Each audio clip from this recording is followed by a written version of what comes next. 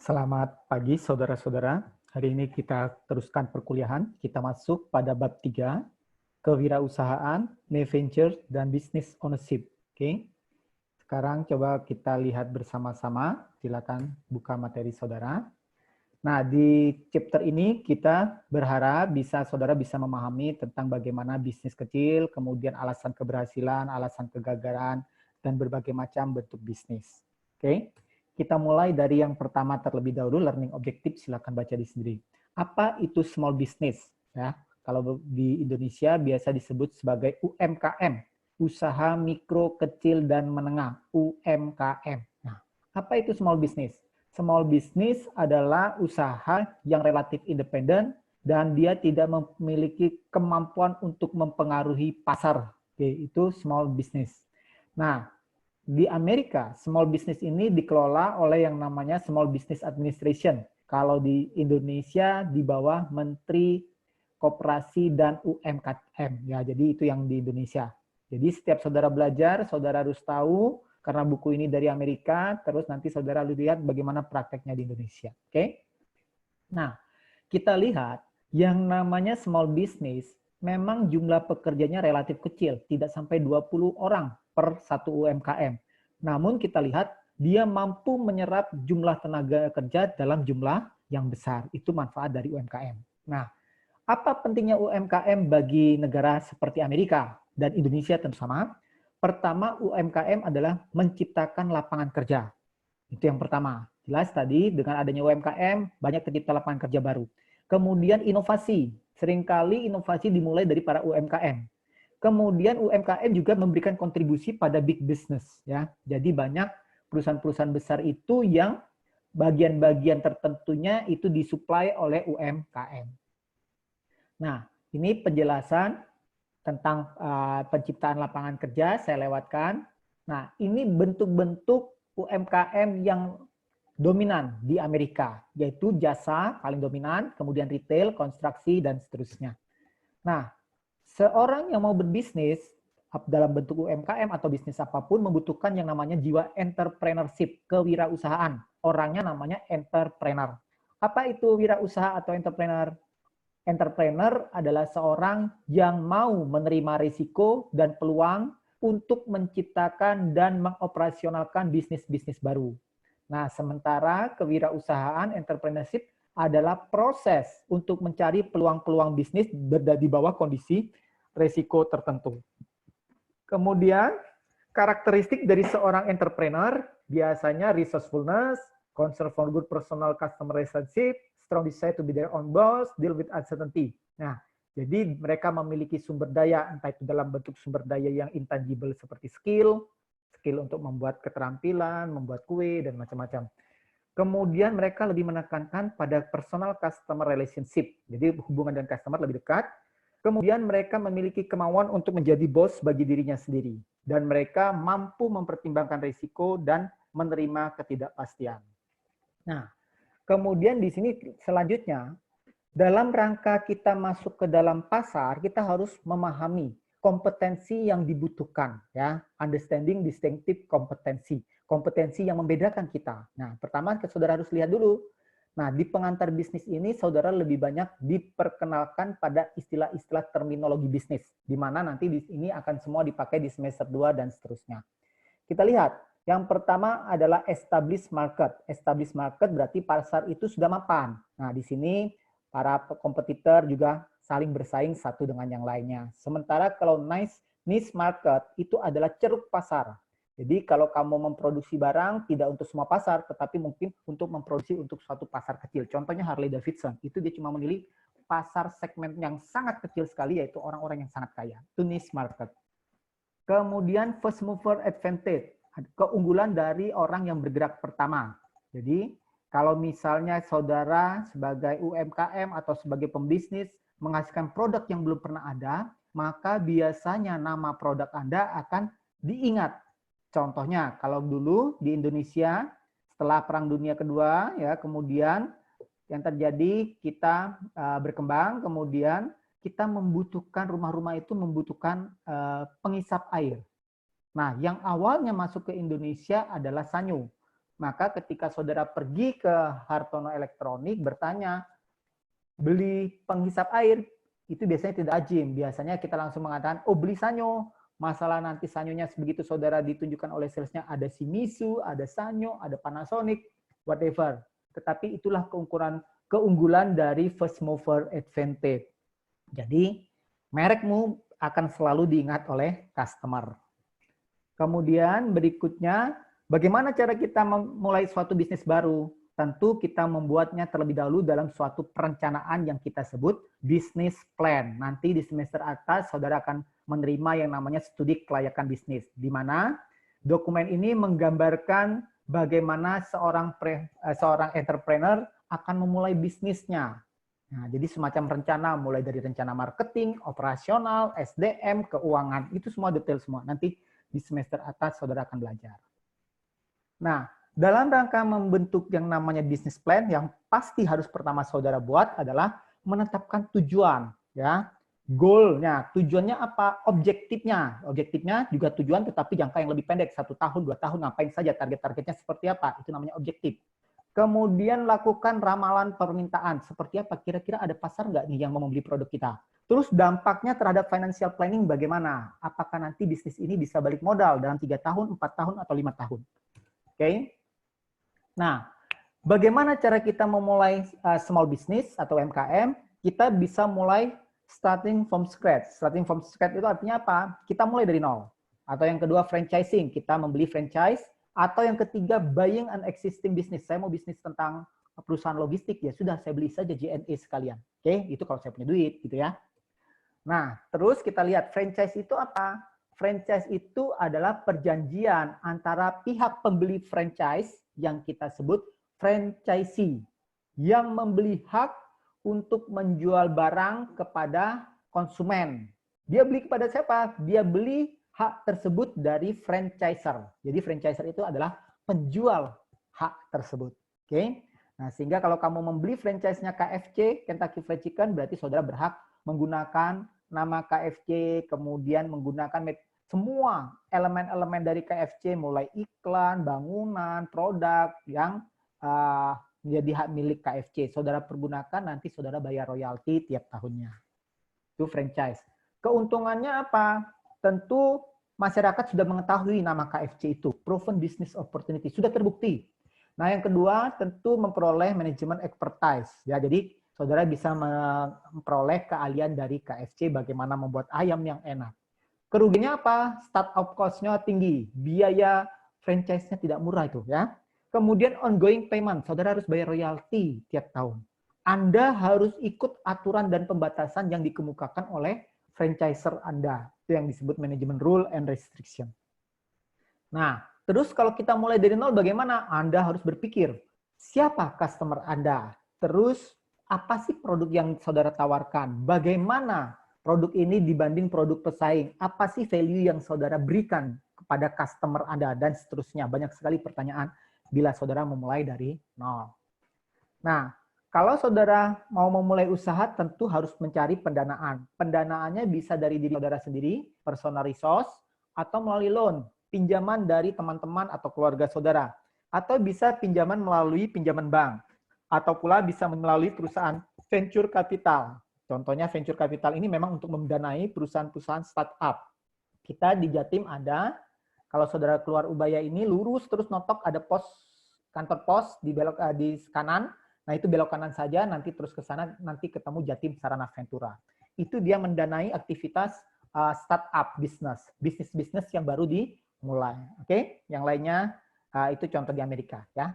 Nah, ini tadi saya sebutkan venture capital, kemudian small business investment company, ada perusahaan yang memang mengkhususkan pada small business. Kalau kita di sini semacam perusahaan-perusahaan besar yang punya CSR untuk mengembangkan UMKM ya. Nah, terus bagaimana tren small business yang baru dimulai startup? Nah, mereka biasanya menggunakan e-commerce. Nah, kenapa e-commerce? Karena ini cara paling murah kan? Bisa melalui Facebook, Instagram, titip melalui Tokopedia, ataupun melalui yang lainnya ya.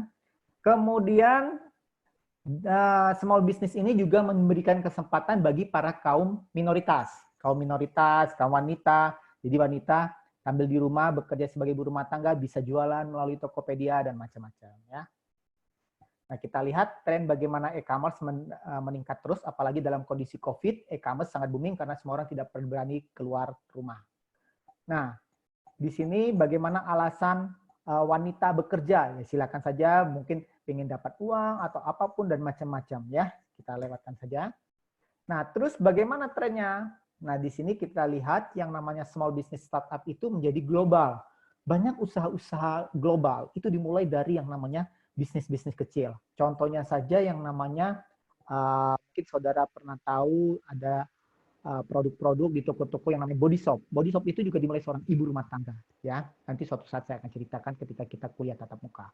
Kemudian better survival rate. Cukup banyak UMKM yang sukses, besar. Nah, itu persentase yang sukses itu yang bisa bertahan lebih dari 4 tahun itu 44%. Jadi lumayan baik ya. Nah, kemudian apa alasan kegagalan dari suatu bisnis UMKM? Pertama, mungkin dia tidak berpengalaman, inexperience.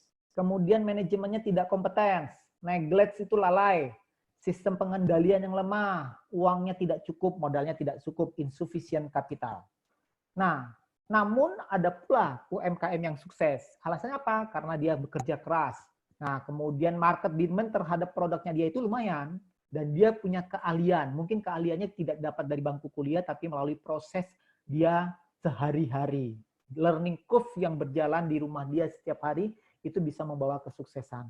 Dan yang terpenting, luck. Ya, jangan lupa ada faktor God di sini ya, ada faktor Tuhan ya.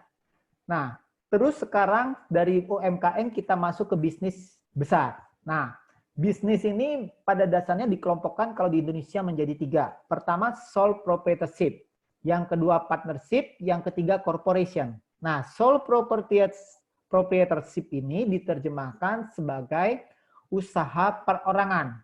Sementara partnership ini kita bermitra dengan 2-3 orang, membentuk yang namanya CV, Commandeer Ventoscape, ya, atau firma, ya. Sementara yang ketiga itu adalah corporation atau biasa kita sebut PT. Kita lihat yang pertama terlebih dahulu, usaha perorangan. Apa keuntungannya? Saudara bebas membuatnya. Kemudian biaya membuat usaha perorangan ini sangat gampang.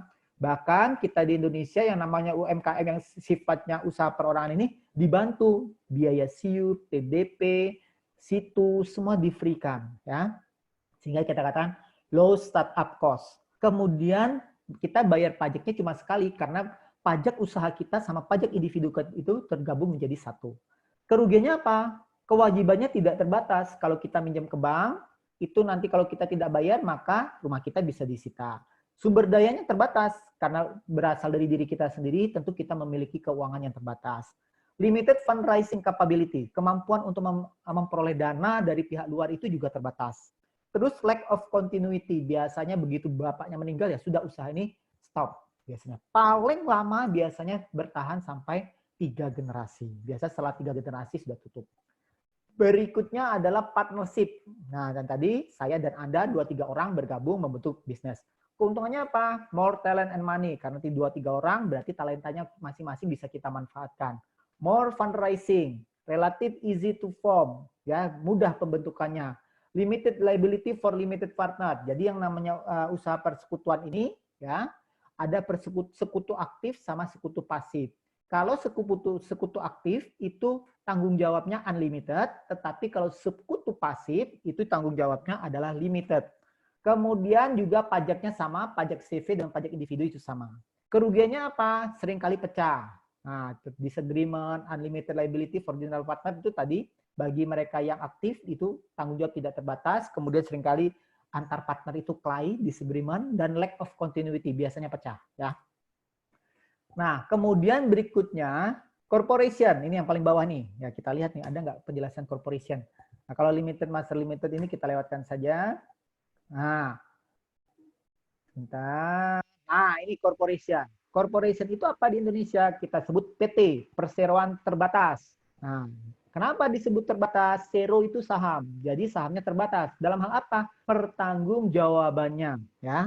Jadi di sini dikatakan di sini liability-nya terbatas, ya. Jadi tanggung jawab pemegang saham itu hanya sebesar modal di store. Nah, ini corporation. Keuntungannya apa corporation? Nah, kita lihat. Limited liability, kewajibannya terbatas, kemudian kontinuitasnya lebih tinggi, PT bisa diperjualbelikan, lebih mudah akses dana ke perbankan, ya. Kerugiannya apa? Nanti bisa saja diambil alih oleh perusahaan lain. Kemudian berikutnya double taxation, ada pajak PT. Nah, nanti setelah pajak PT ini kita juga ketika mendapatkan dividen kita juga bayar pajak atas dividen. Jadi 2 kali kita kena pajak.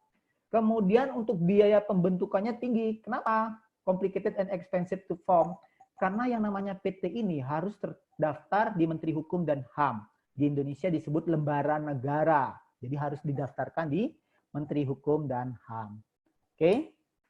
Nah, ini macam-macam PT, tapi di Indonesia lazimnya PT standar. Kemudian kalau multinasional berarti PT itu beroperasi lebih dari satu negara, ya. Nah, ini saudara baca sendiri karena tidak relevan. Jadi saya cuma menjelaskan yang relevan saja. Nah, ini multinasional atau transnasional berarti dia beroperasi tidak hanya di Indonesia tapi juga di berbagai negara. Nah, dalam rangka mengelola perusahaan itu sangat penting yang namanya tata kelola. Di mana tata kelola itu mengatur tugas pemegang saham apa, direkturnya apa, manajernya bagaimana. Tugas dan tanggung jawab dalam pengambilan keputusan itu semua harus jelas, ya. Oke. Nah, tata kelola, ketika kita bicara tata kelola, kita pasti berbicara tentang stockholder atau shareholder. Bahasa Indonesianya adalah pemegang saham. Kalau board of director, ini adalah dewan director, ya, dewan direksi, ya. Nah, agak beda antara Amerika sama Indonesia. Kalau Amerika menggunakan one tier, di mana board of director ini bersama-sama antara pemegang saham, wakil-wakil pemegang saham, dan manajemen, ya, bersama-sama duduk di sana, kemudian mereka memberikan perintah kepada tim manajemen. Nah, kalau di Indonesia, board of director ini dibagi dua, dewan komisaris sama dewan direksi. Dewan komisaris berfungsi sebagai pengawasan, dewan direksi berfungsi sebagai eksekutif atau pelaksana yang menjalankan operasional perusahaan sehari-hari. Nah, officer adalah petugas, top management, ya, petugas yang menjalankan fungsi di perusahaan sehari-hari, itu namanya officer. Maka namanya ada CEO, Chief Executive Officer, ya. Nah, kemudian terkait dengan isu-isu perusahaan, ada yang namanya joint venture, strategic alliance, dan terusnya, ya. Kita lihat satu persatu. Oh, tidak ada penjelasannya.